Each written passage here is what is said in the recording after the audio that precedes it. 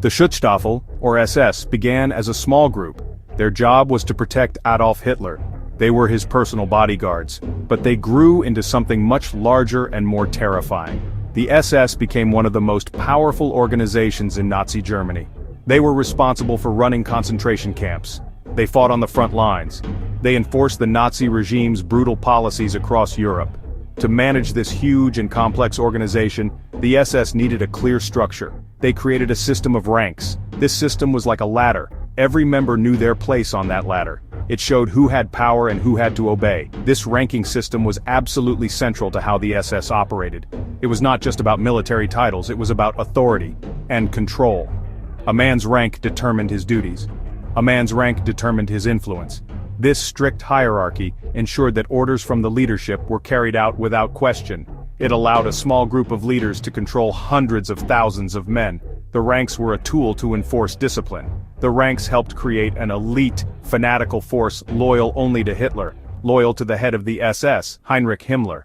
At the very bottom of the SS ladder was the SS Anwärter. This was a candidate or a recruit. A man would hold this title while he was being tested and evaluated. He was not yet a full member of the SS. He had to prove his loyalty, his physical fitness, his belief in Nazi ideas. The next rank was SS Man. This is the equivalent of a private in the army. This was the most basic rank for a full member of the SS. An SS Man was a foot soldier.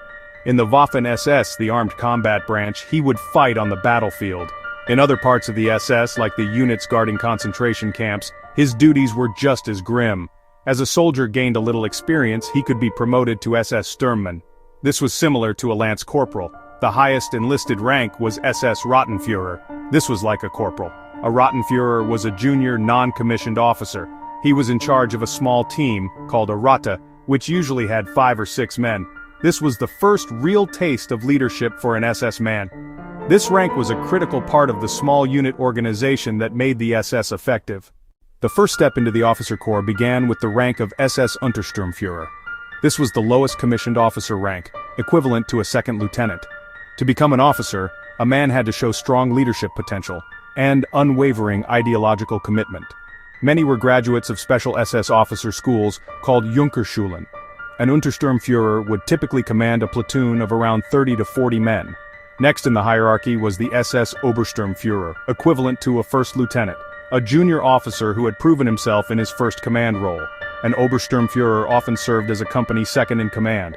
A famous example, Michael Wittmann, a Waffen-SS tank commander. He was an Obersturmführer known for success in tank battles on the Eastern Front. Moving up, SS Hauptsturmführer, equivalent to a captain in the army. A Hauptsturmführer was often the commander of a company, a unit of about 150 to 200 men. Josef Mengele, the infamous doctor at Auschwitz, held the rank of Hauptsturmführer. This shows how men in these mid-level ranks were directly involved in implementing horrific policies. These junior officer ranks formed the backbone of the SS leadership structure. The journey through these ranks was a path of increasing responsibility and complicity. The rank of SS Sturmbannführer was the first of the senior officer field ranks equivalent to a major. An officer with this rank would typically command a battalion totaling around 500 to 800 men. This was a major command position. A Sturmbannführer was a key figure in operational planning. Above the Sturmbannführer was the SS Obersturmbannführer, equivalent to a lieutenant colonel, often commander of an SS regiment, a large unit up to 3,000 men. One notorious holder, Adolf Eichmann. As Obersturmbannführer, Eichmann ran the office organizing Holocaust logistics. He managed transport of millions to death camps across Europe. Highest of these was the SS Standartenführer, a unique SS rank. A Standartenführer commanded a Standarte, the SS equivalent of a regiment, a role of great prestige and power. These senior officers were the architects and managers of the SS machine, often bureaucrats, the so-called desk murderers. The journey into the general officer ranks of the SS begins with the SS Oberführer. This was another rank unique to the SS and other Nazi organizations. It sat awkwardly between a colonel and a brigadier general. An Oberführer often commanded an SS brigade. While technically not a general rank, the holder wore the shoulder boards of a general and was treated as one.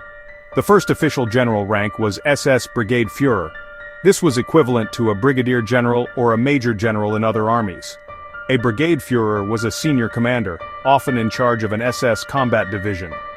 He was a member of the elite inner circle of the SS leadership.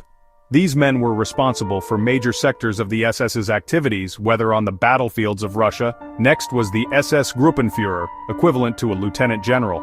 This was a very high rank held by some of the most important men in the SS. A Gruppenführer would command an SS corps, which was made up of several divisions. They were also appointed to run entire sections of the Nazi state. For example, the head of the Reich Security Main Office, which included the Gestapo. These men were at the heart of the Nazi security apparatus. The highest active general rank for most of the SS's existence was SS Obergruppenführer.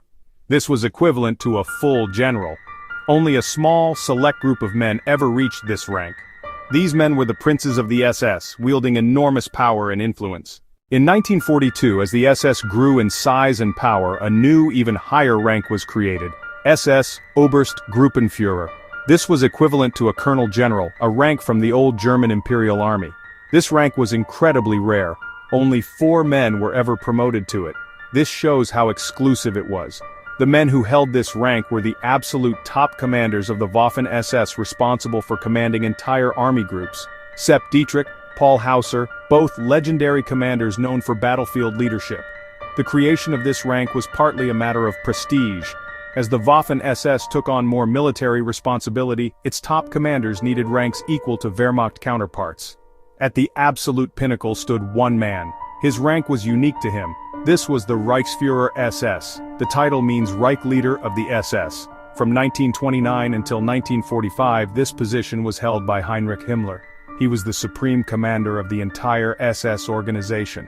Every member of the SS, newest recruit to highest general, swore an oath of loyalty to him, and through him, to Adolf Hitler. The rank system of the SS was the essential framework that allowed it to function and to grow. It was a rigid and detailed hierarchy that ensured absolute control. Every man knew his place. He knew who he had to obey, and who had to obey him. This structure made it possible to transmit orders with speed and efficiency. There was no room for doubt or hesitation. Disobeying an order was unthinkable. This hierarchy was also a powerful tool of motivation. For the ambitious and ruthless, the ranks offered a path to power, prestige, privilege.